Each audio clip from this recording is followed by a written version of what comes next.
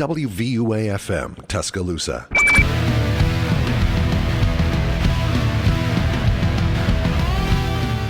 Welcome into the Student Section's college football wrap-up here on 90.7 The Capstone. First time in a little bit for us.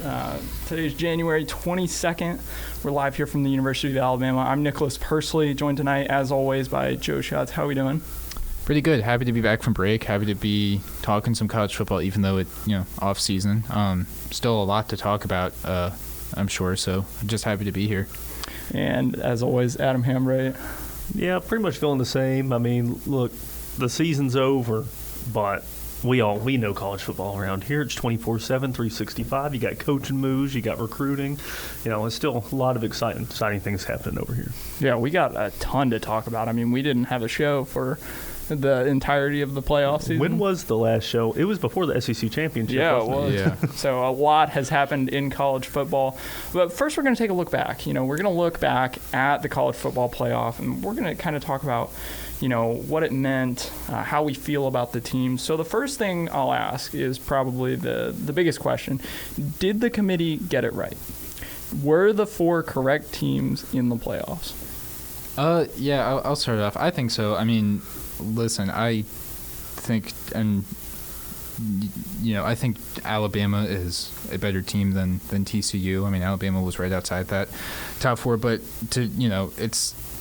you can't justify Alabama getting in with 2 losses. Kind of in their 2 biggest games, all their other wins kind of fell apart. So I I don't think beyond Alabama, there's an argument for, the Tennessees, the Clemsons, the USCs, whatever you have. So I think, they got the 4 teams right. I mean, listen, if you're going to complain about TCU getting blown out by Georgia, then you have to look at the fact that TCU also beat Michigan, which, is a very good football team that was undefeated. So, I think I do think they got the 4 teams right just based off of who deserved it. It was those 4. Yeah, I'm kind of in the same boat. Even with Tennessee, if they don't lose that second game against South Carolina, or even Clemson, if they don't lose the second game against South Carolina, they could have potentially got in as a 1-loss champion. But I don't really think they would have replaced TCU anyway. I think it would have been replacing Ohio State, and then whoever got in would have been playing Georgia. And I think Georgia looked like the best team pretty much all year. If you just look at the bowl game for Alabama, you might be able to say Alabama could have hung with them in the game. But we don't know that. We didn't get to play in the regular season, didn't get to play in the SEC championship because we lost 2 games. We didn't get to play in the playoff. I know that championship, looks bad when it's, a 50, point win, more than 50-point win. But like we all knew that Georgia and Michigan were going to get in the playoff. And I think we all thought that they would be in the national championship, and then, Michigan turns the ball over at the 1-yard line and all the penalties. I mean, if Michigan takes care of business, we might have had a decent national championship, or Georgia could have beat them by 40. You never know because Georgia was that good. Yeah. I mean. Yeah. Look, let's be honest here. The only team that there was really a debate about, maybe should not have been in the playoff was Ohio State. TCU gets in regardless of the Big 12 championship game loss. It was last second. I think that Sonny Dykes kind of hurt Max Duggan's Heisman chances when he doesn't give him the chance at the end of regulation to pull Patrick Mahomes and go the length of the field and get a field goal.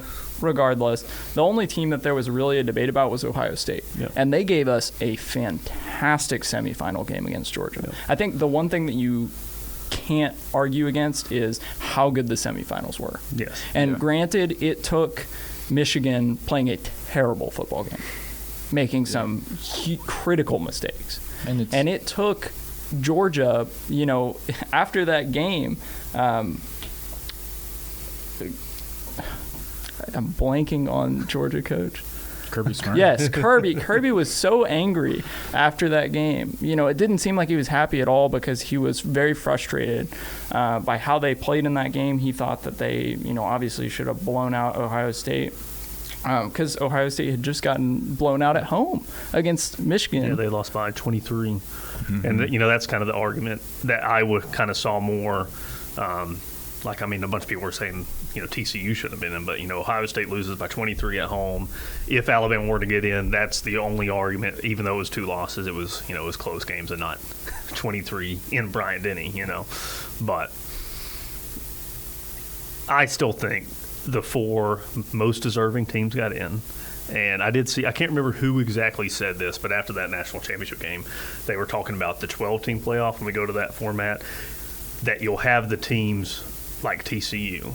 If they're going to get blown out in the national championship, they're probably going to lose earlier in the playoffs, so then you don't have that 63-7 national championship. We don't know until we actually see the 12-team playoff, but that is something to think about. Maybe teams that might be deserving, but not the best, kind of lose in the first 2 rounds. Yeah, I mean, granted, going into the playoff, we thought Michigan was the second best team in the country, easily. I mean, they manhandled Ohio State.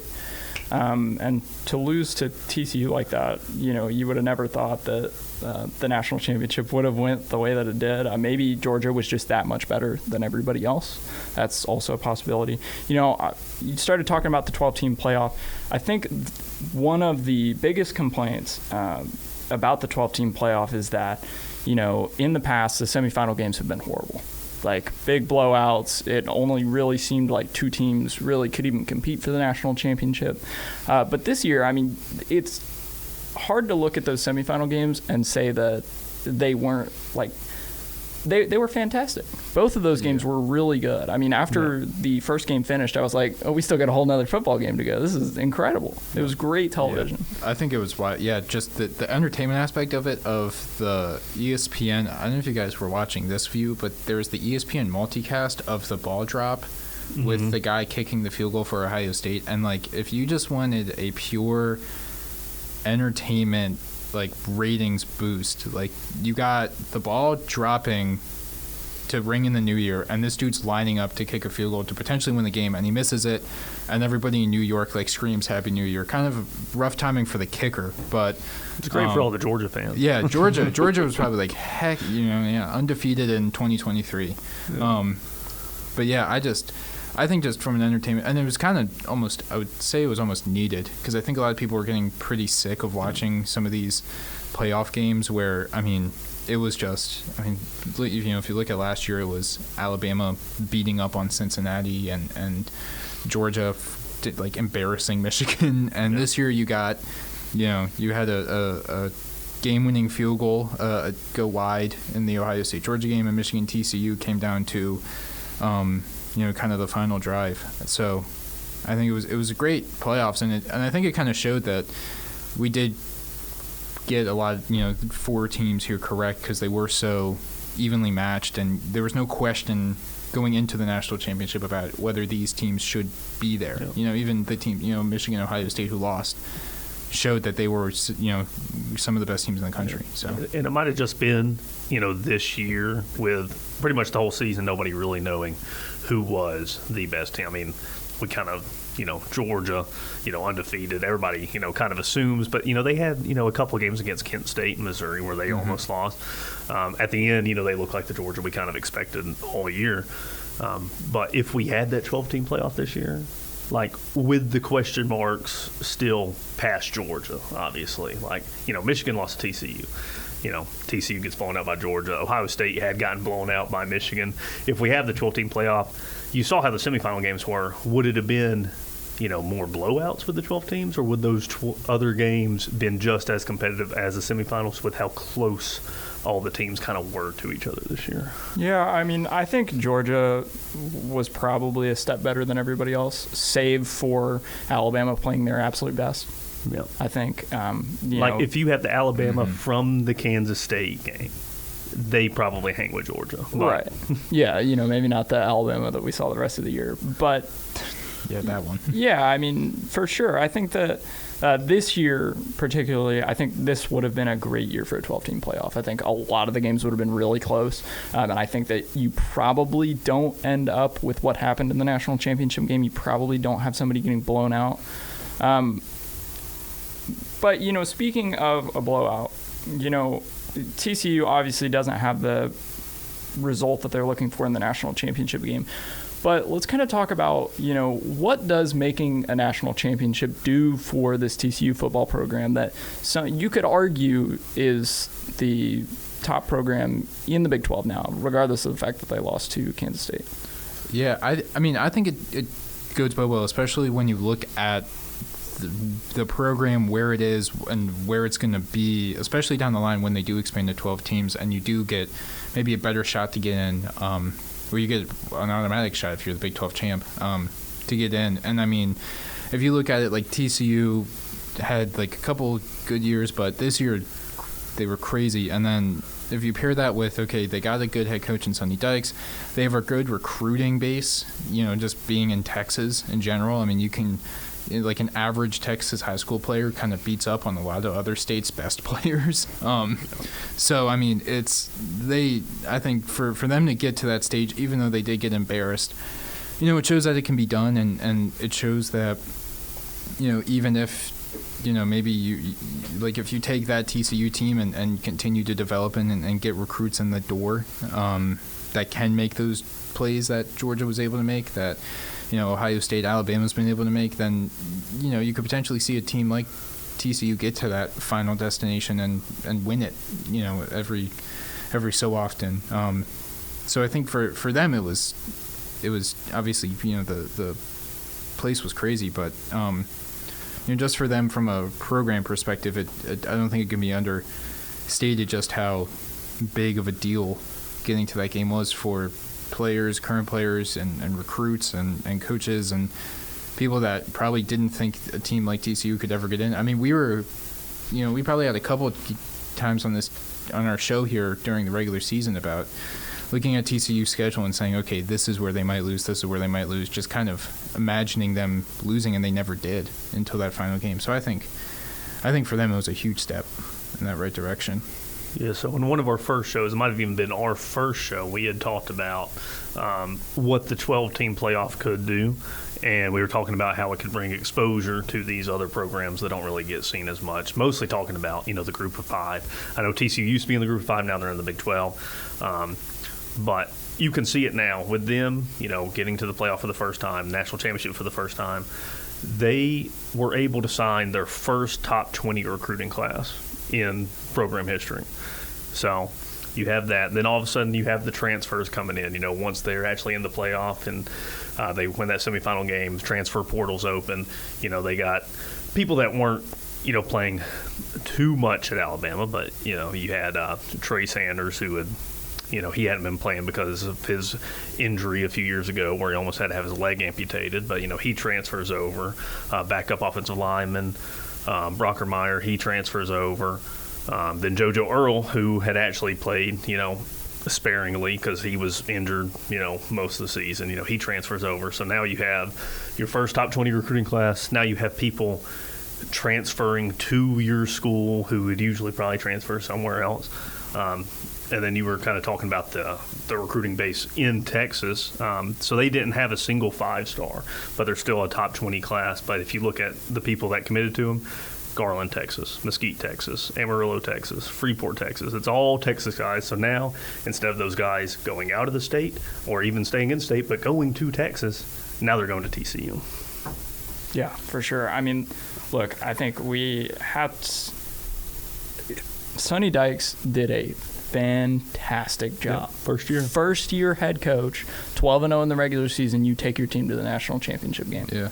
He got a bag from TCU before the playoffs even started. They extended him, and it was the right decision. I mean, look, Gary Patterson had done some really great things with TCU in the past. Obviously that 2014 season where they go 12-1. But look, they had a fantastic year, and I think that getting, despite the fact that you got blown out and that, people are starting to make a meme out of it, they're saying, you got TCU'd if you get blew out now. I mean, TCU is the kings of the Big 12, in my opinion, right now. Look, they lost the Big 12 championship game to Kansas State, but, I mean, they made it to the national championship game. They beat a blue blood in Michigan. Yeah. I also think when you look at in the future with the program like TCU and a lot of those Big 12 programs, like you're not going to have Texas and Oklahoma who, even if they have bad seasons or super talented teams, and you might not have those teams potentially, trying to beating you all the time. I mean, you're going to have a schedule in which, you're going to have the Big 12 with, instead of Texas, Oklahoma, and kind of the rest of the gauntlet, they're being replaced with UCF, Cincinnati, schools that TCU could very easily beat, especially this year's TCU team. So, I mean, I think for them, it if they continue this rise, it's almost at the perfect time because they might be able to kind of run away with conference championships, especially with the 12-team playoff coming up. Yeah. It's the Power 5 conferences. You win the conference, you're getting in the playoff, and Texas and Oklahoma might be hating themselves a little bit for making the move to the SEC in a conference that they might not win with how deep the SEC is going to be. Well, they're getting a lot of money though. I mean, cash is king, but at the same time, it's like success. What really matters to you? Like if you're Texas, if you're Oklahoma. Do you care about winning national championships, or do you care about making money? The players and the coaching staff does not care about TV deals. Yeah. And I mean, Texas itself does not need any more money with the boosters they got. So. I mean, like in my mind, by moving to the SEC, you just gave up a free spot in the playoff every single season. Yeah. I mean, granted, if your program plays to the expectations. Like this year they did not, but I mean, Oklahoma was an absolute shell of itself this year. Let's be honest. Yeah. And Texas, they may never be back, but they got Arch Manning coming, so maybe they'll be good. But he's you got to worry about his security. He's lost his ID twice, and he's only been on campus a couple of weeks. Yeah, and then he was making a LinkedIn post. If he came to Alabama, our act cards are on our phones. So exactly, there is no physical ID. Yeah. Archibald Manning. Breaking news: Texas is poor. Let's talk a little bit more about how we feel about the other teams that were also in the playoffs. So there's this big discussion. He said it right while Nick Saban was sitting right next to him. He said that Georgia was the new top dog in college football. How do we feel about that? Are we ready to take that leap yet? Is it too early? I mean, oh boy. So here's the thing, is that I'm a firm believer that until you lose your crown, you are the best team. So, like, Georgia next season should be ranked number 1 going into the season because they're the national champions. Like that, I don't know, mentally, like, that just makes sense to me.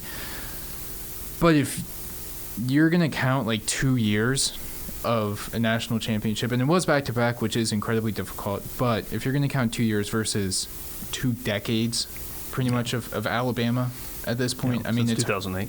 2008, yeah. So, I mean, you're talking, not 2 decades. 15 years, I guess. It's getting close. Yeah, it's almost there. But, I mean, I just don't think you can compare, especially when you look at, I mean, listen, in years in which Alabama hasn't won a national championship, they've pretty much won something at the end of the year. I want to say, Georgia, they've had a really good 2 years, but, I mean, so did Clemson. Yeah. So this was the first year since I believe 2005 that the team that won the championship or even just played in it didn't have to either play against Alabama or was Alabama, because 2006, Florida had to play Alabama. 2007, LSU played Alabama. 2008, Florida beat Alabama in the championship game. And ever since then, it's either been Alabama in the championship or that team had to beat Alabama to win the championship, or at least to get to it. So it's 2 years. It's back-to-back. And then, before that, they were in, the SEC championship game a couple of years. So it's like their program's been right there. 2 years back-to-back is kind of tough to say you're not the king of college football. But, I mean, people are already saying, they've been saying it for years, but, they say the Alabama dynasty's over. But some people are going the next step and saying, this is the Georgia dynasty. Well, it's like, okay. For that, let's hold on a little bit. Let's see it. How do you do next year? Do you still make the SEC championship? Do you go for a three-peat? Because a three-peat, I don't think, has been done since, way before I was born. Yeah. The closest would have been, Well, see, you had Alabama. They won it in 11, 12, and then they didn't win another one until 15. Yeah. In the 90s, you had Nebraska win 3 out of 4. So that would be, if they could just win 3 out of 4, then you could really be. I don't think a dynasty is really till it's like 3 out of 4, 3 out of 5. I think in college football, you got to go through, from your first national championship, you got to go through a whole recruiting cycle. So 4 years. And then I think you can really start to say, okay, listen, like you mentioned, 3 out of 4 times, they've been the national champion. Then you can start talking about, okay, it's a full dynasty, because then you're getting new, like you're pretty much wiping the slate clean from your first team. But I will say, if I am Nick Saban, oh yeah, Georgia's the king of college football, Yeah, and I'm saying that to every single one of my players all off season long. Yeah. Well, yeah, it was like Kirby Smart, they were talking about how, I think he said something like, oh, everybody was doubting them. Who was doubting Georgia in the national championship? I mean, did he brainwash his players into thinking they were going to lose by 20? The one player was like, yeah, they picked us to go 7-5, and I was like, I don't think they did, but yeah. Nobody picked you to go 7-5. Nobody, a couple people picked you to lose the championship game, like I think Stephen A. Smith, I think he picked TCU. But, nobody really doubted Georgia, unless he is showing the team our radio show after that Missouri game, because then he might be able to convince that everybody's doubting them. But nobody was really doubting Georgia, and if he was able, obviously he was able to convince his team that he's doing something right over there. Yeah, for sure. Look, recency bias is so real today, especially in the media. You have, now granted, they won back-to-back national championships, like something that only, 2 other teams have ever done before. We did it in 2011 and 12, and then you had, I guess USC technically counts for 2003 and 2004. Yeah, then Nebraska. Depends who you ask. Nebraska in the 90s, and before that it was probably like Oklahoma in like the 60s or something. It was Army in the 20s. And yeah, that's a huge accomplishment. But they could just as easily come out next year, and if they were to do it again, if they were to do a three-peat, I'll crown you. That would be unbelievable. That's hard. Hopefully, they actually have to beat Alabama next year. Yeah. Yeah, hopefully Alabama's there. Anyway, we're going to wrap things up. When we come back, we're going to be talking about the coordinator situation at Alabama. Who's gone? Who should be gone? We'll be right back here on 90.7.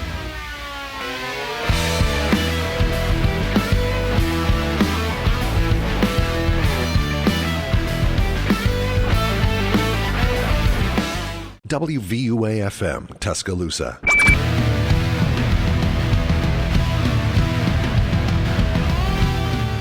Welcome back to the College Football Wrap-Up Show here on 90.7 The Capstone. We just got done talking about the college football playoffs, all the teams. But now we're going to move to Alabama, and we're going to talk about their coordinator situation. Obviously, the biggest news around here, Pete Golding headed to Ole Miss. He's gone in what you can rightfully say is a pretty lateral move.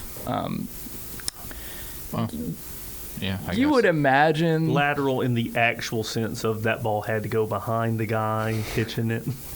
Yeah.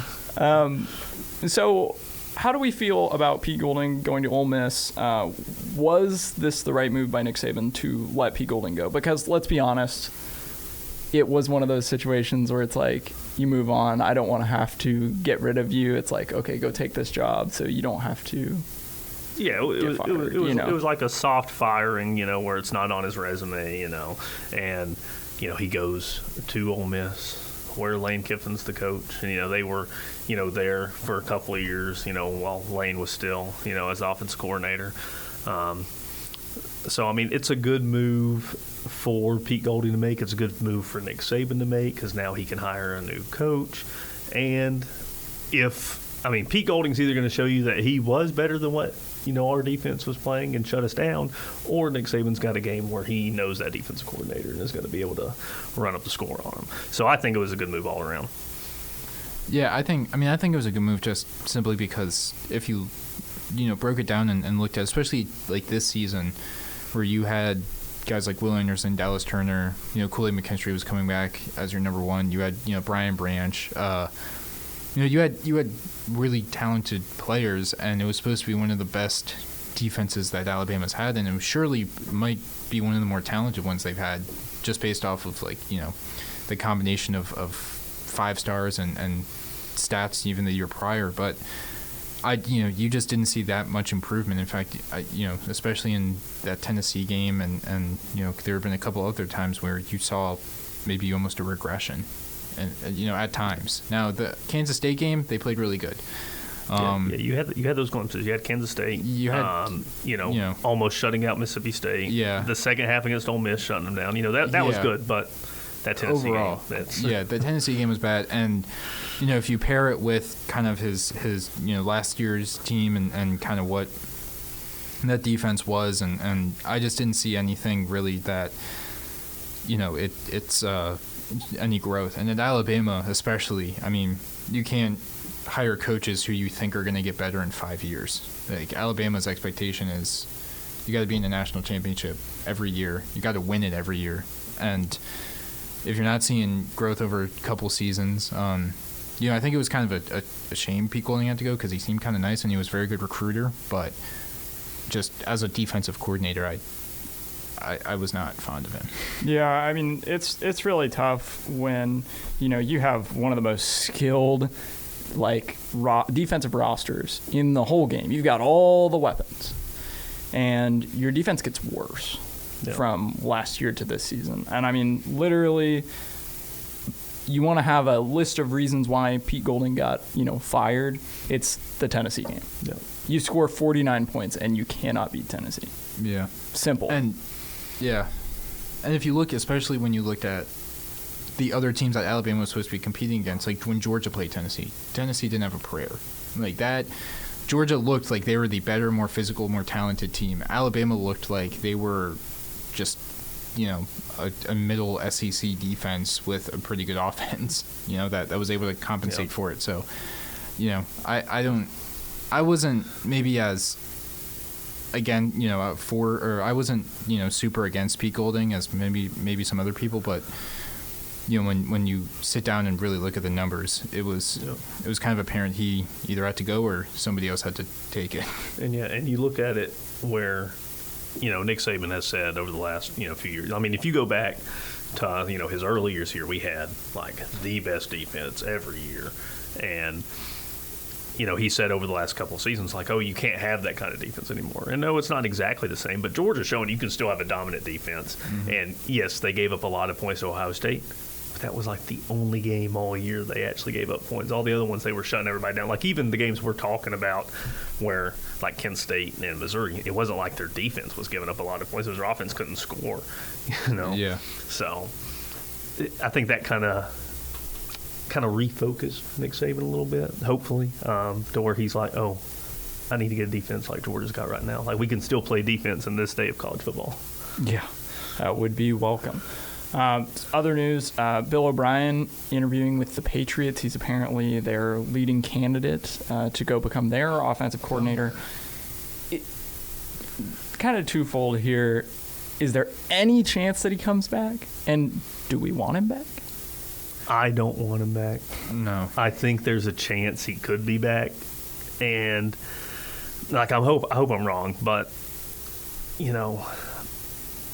if the Patriots offer him the job, I think he's taking the Patriots job. But, if they don't offer him, is he going anywhere else to be an offensive coordinator? He's been with the Patriots before as an offensive coordinator. Yeah. Is he going to any other NFL team as an offensive coordinator? Or is he basically going to say, everybody else besides this team, you have to give me a head coaching job?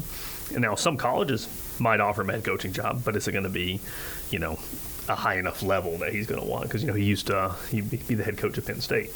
Yep. Is he going to take a head coaching job at a group of 5 school? I don't think so.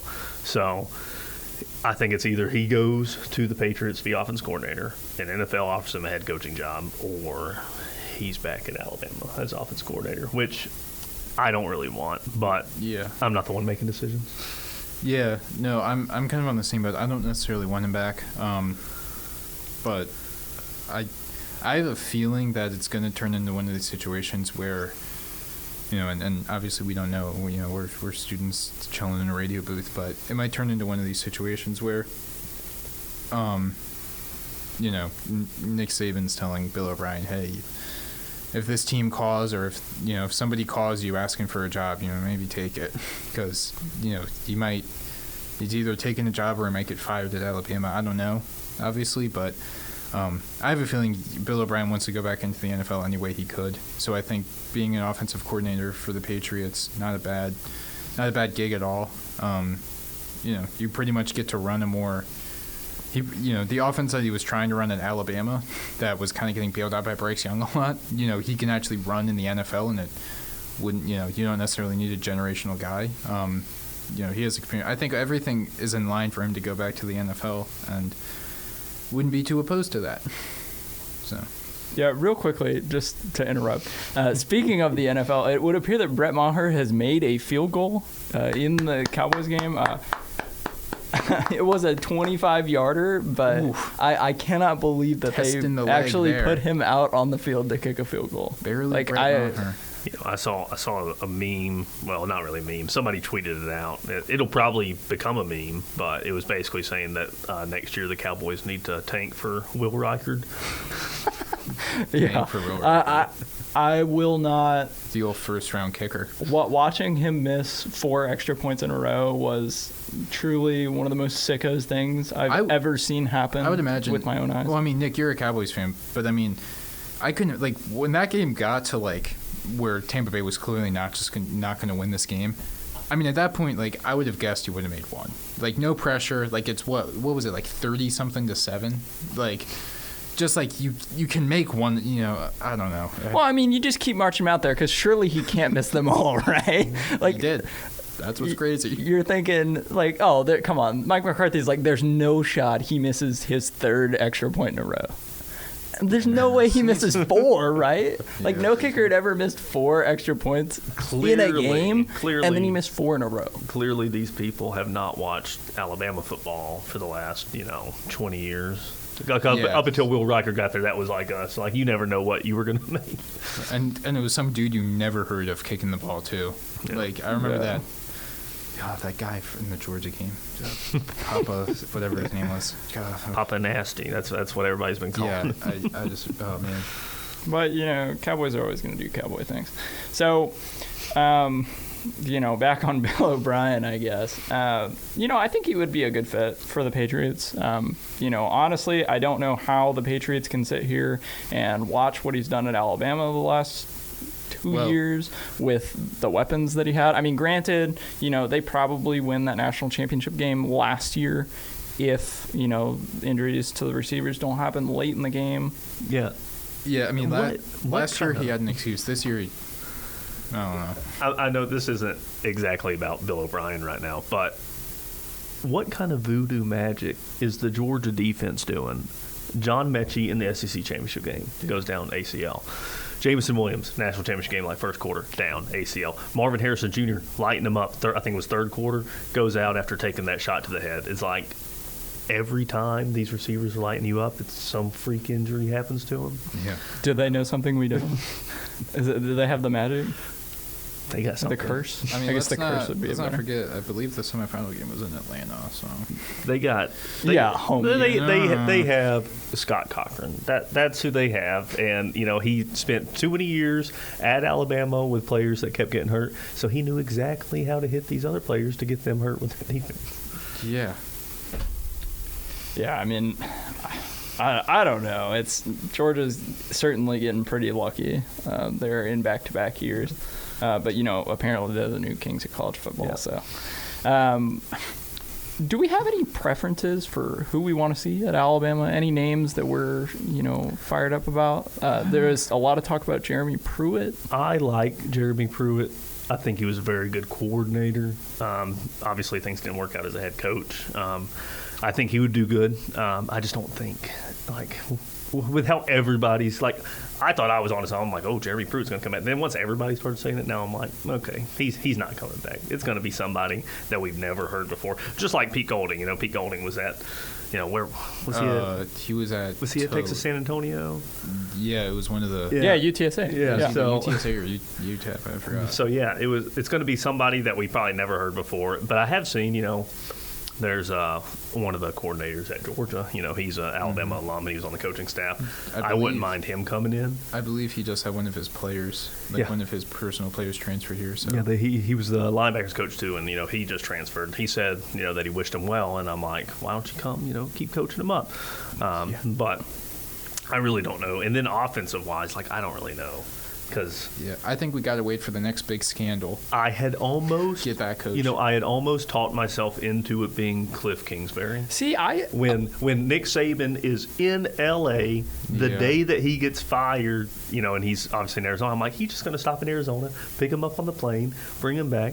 But no, Cliff Kingsbury's taking at least a year off in Thailand. Bought a one-way ticket.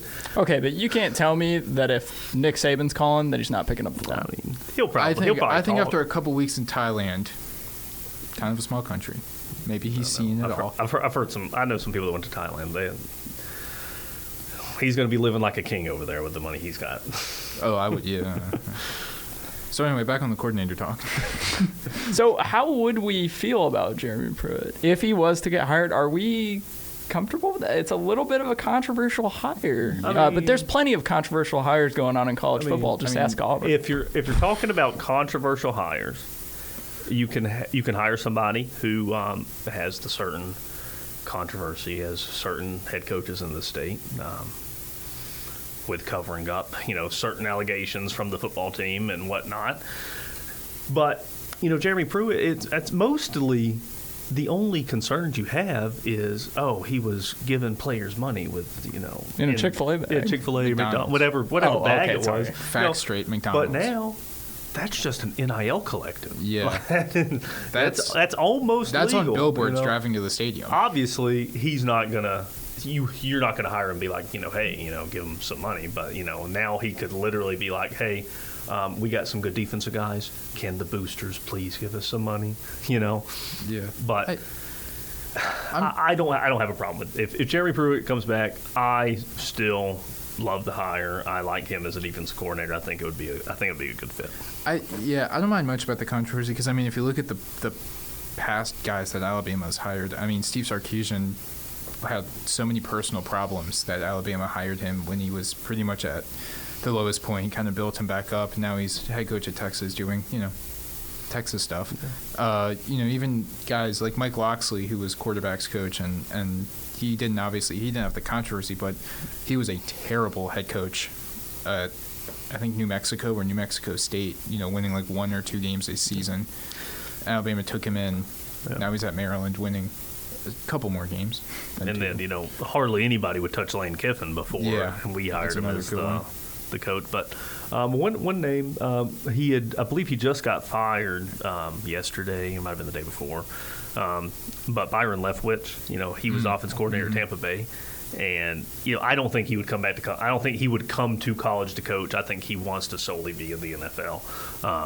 But I saw some people, some people said, how would you feel about him as the offense coordinator? And other people were like, no, did you see how bad that Tampa Bay offense was? I'm like, yeah, but I also saw how good it was the last 2 years when he was offense coordinator. But apparently when it's Tom Brady and they do good, it's all Tom Brady. But when they do bad, it's Byron Leftwich, and they need to fire him. Yeah, that's about how it always goes, right? Yeah. I could also see, there's a couple other NFL guys who've been fired. Greg Roman, the Ravens offensive coordinator, as a Ravens fan, would not want him anywhere near this Alabama program, but, he can run the ball. There's always going to be a couple guys, and to be honest, I wouldn't expect to hear much until at least after the NFL season, when you really get a staple as to who's available, who might consider it, who won't consider it. So I'm sure Nick Saban already knows who he's, who his number ones are. But then, I wouldn't be surprised if everybody, if they already know, he's already taken the job. We're just waiting for his season to be over. Yeah. That could be true, too. Yeah. I can confirm it was a Chick-fil-A bag. Okay. Several $100s in a Chick-fil-A bag. An awful journalist. That would make... Imagine the NIL well, at least potential. He couldn't pay, players on Sundays, Imagine the NIL potential of like the picture of a player, a newly recruited player, Chick-fil-A holding bag. the Chick-fil-A bag right after that hire. I mean, it would break the internet. And I mean, sure, the NCAA wouldn't be happy, but like, I mean, if I was Jeremy Pruitt, I would come to my introduction press conference with a Chick-fil-A bag. the potential is Chick-fil-A crazy. bag and a Coca-Cola. Immediately Be like, fired. I'm ready. I'm ready. So we're going to take another break here, folks. When we come back, I think we're going to talk some winners and losers of the season as a whole. So we'll see you.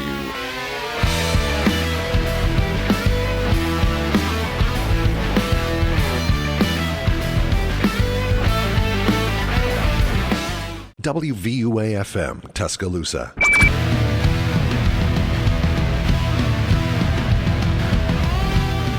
Welcome back to 90.7 Capstone's college football wrap-up. We're finishing things up last 8 minutes or so. We're going to bring back probably our favorite segment from this past year, our biggest winners and losers, but this time it's going to be for the entirety of the season. So do we want to start with winners or losers? What do we think? I think winners, because losers is more fun. I mean, if you want to end on the bad note, yeah, we can do winners first. Yeah, we can find a good note to end on. Yeah. So let's go. Who's your biggest winner of this season? I'll start. My biggest winner this season, LSU. I mean, when you looked at the program coming into this year, obviously they fired Ed Orgeron last season, had kind of a disastrous bowl game to end the year where they were having just wild people play positions. They finished 6-7. Interestingly enough, also beat Kansas State. But, you know, just where they were from that 2019 national championship team, it looked like a non-existent thing. They brought in Brian Kelly, and then they improved to, 10-4. They win the SEC West. They win, their bowl game, the Cheez-It. Sorry, it was the Citrus Bowl, but brought to you by Cheez-Its. The Cheez-It Bowls were so sick. Cheez-It, there's no such thing as Cheez-Its.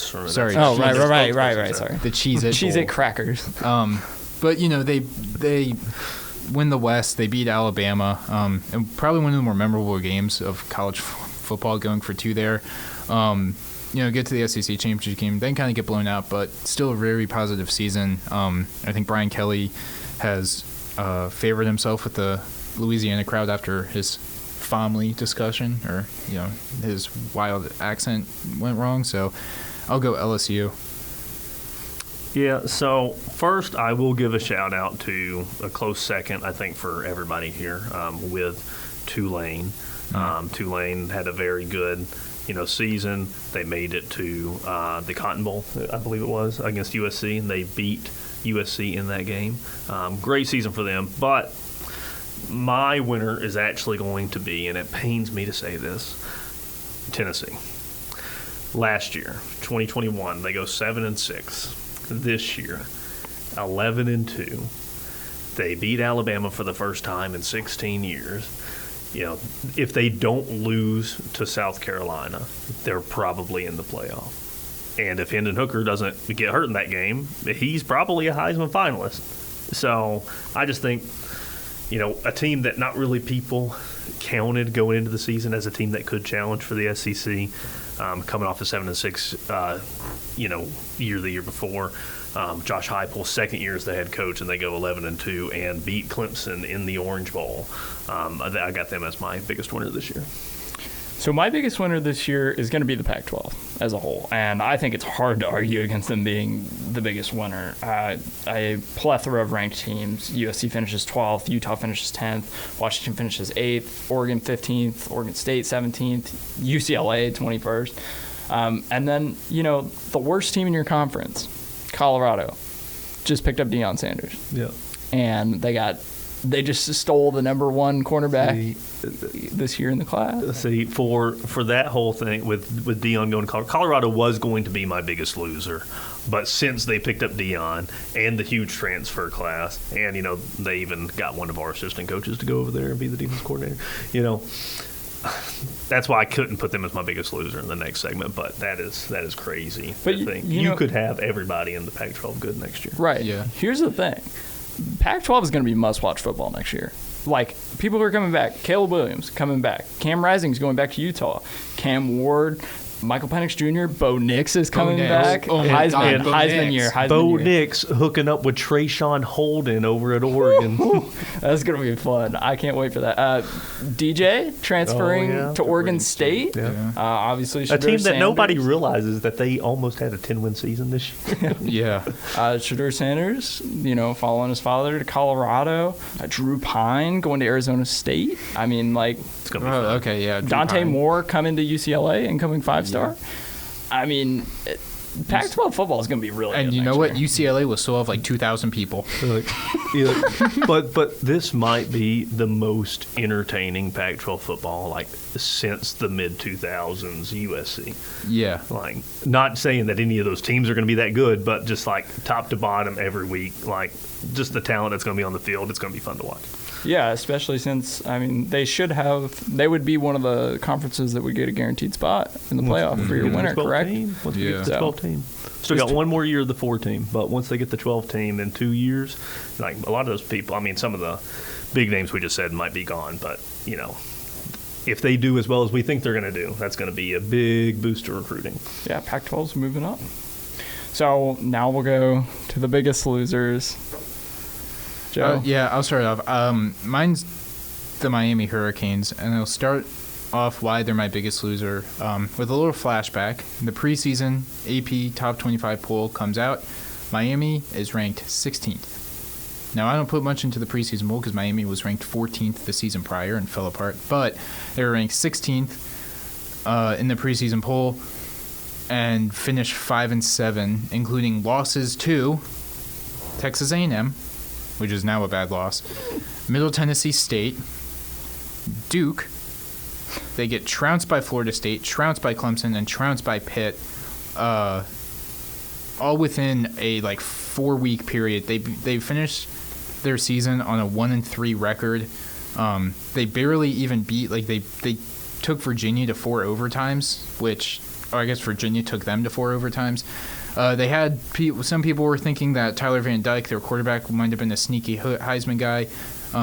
He kind of battled injuries throughout the season, so not too much to blame there. But he was 10 touchdowns, 5 picks for the season. Didn't look all that good. Was getting hit a lot, and when they hired Mario Cristobal, everything was supposed to change. He's from Miami. He's a Miami guy, and it's just kind of same old Miami right now. So they're my biggest loser. Yeah, so we're kind of on the same page right here because I got my biggest loser as Texas A&M. When you have the number 1 recruiting class, you have the best recruiting class, of all time, with the grading system, preseason number 6, and then you go 5-7 with. Well, if you want to go through those losses again, I mean, yeah, they beat Miami, lost 17-14, Appalachian State, lost to Mississippi State, obviously Alabama. They almost beat Alabama, which that kind of shows how of a season Alabama had this year. Lost to South Carolina, lost to Ole Miss, lost to Florida, lost to Auburn. They did beat UMass and then LSU to close out the season, so it wasn't like a total disaster. But when you're preseason number 6 and you had the number 1 recruiting class, and then you finish unranked, and then a lot of those recruits you had are now looking for other places to play football. I mean, good for Jimbo. He's getting his money, and Texas A&M can't afford to get rid of him right now. But that's my biggest loser of the year. It kind of sucks that I have to finish it up this way. Look, for me, Alabama's the biggest loser of this last season. You come into the year with Bryce Young, the reigning Heisman. You've got just a fantastic defense. I mean, you have all the weapons. Everyone expects, here it is. This team should be Georgia, right? You should make the national champion. You should win a national championship with this team. And then you come out and you lose 2 games and you don't even make the playoff. That's, unheard of for Alabama. You almost lose to Texas. You still beat them, right? You almost lose to Texas A&M for the 2nd year in a row. You get outscored 52-49 against Tennessee. That's painful. You lose to LSU. Like, LSU was the bigger loss, in my opinion, because, I mean, obviously if I think it was they had to beat LSU, and then they needed LSU to lose one of the last two for them to make the SEC championship game or something along those lines. Well, like if we had just beat LSU, all we would have had to do was win out. Once we lost to LSU, we had to win out, and then LSU needed to lose out, and they almost lost to Arkansas. And Texas A&M obviously beat them in the last game. And if KJ Jefferson plays for Arkansas might beat them in that game, and then we could have been in an SEC championship. And we might not be saying biggest loser of the year, but. Didn't happen that way. It's just tough for me. And you had a good bounce back, in the bowl game, 45-21. It was probably the best game Alabama played. They looked great. Bryce Young, Will Anderson both play in that game, which I think was genuinely a surprise. I'm so glad I made the decision to buy a ticket to that game. But I'm glad that they did. They finished the year great, but unfortunately they're my biggest loser because expectations were sky high and you fell flat. Yep. So kind of a shame that I had to finish off like that. Well, you know what? I'll end it on a good note. Texas A&M went 5-7. Very true. That's always a good note. And Auburn also 5-7. Auburn's rough. Oh, and if I know it was a football show, but if anybody's paying attention, Alabama could very well be ranked number 1 in basketball. Yeah, Houston did lose. Did we have to trade missing the playoffs for a basketball national championship? Dude, I have this theory. No, we do not have time to discuss this. Man, I have this theory that no school can be good at both. Like, you cannot be the best basketball and football school. And this season, Alabama's proving it because they're probably the best basketball school right now, and their football team had a bad season. And next year, they might win the national championship of football. Basketball team, who knows? Look, I will say, to back up your point a little bit, there has only been one team to win a football national championship and a basketball national championship Florida. In the same. Well, it might be 2 years now. Yeah, it's happened twice, but one of them was Florida in the mid 2000s, and the last one before that was like in the 30s. So it kind of backs up your point. But for anybody saying that we should get rid of Nate Oates so that our football team can be good again, I saw a couple people on Twitter say that. I say we break the streak. We'll work on it. Oh, there are no fogs here. No football, guys. But that's going to do it for this week. We'll be back same time next week here on 90.7 Capstone. Thanks for joining us.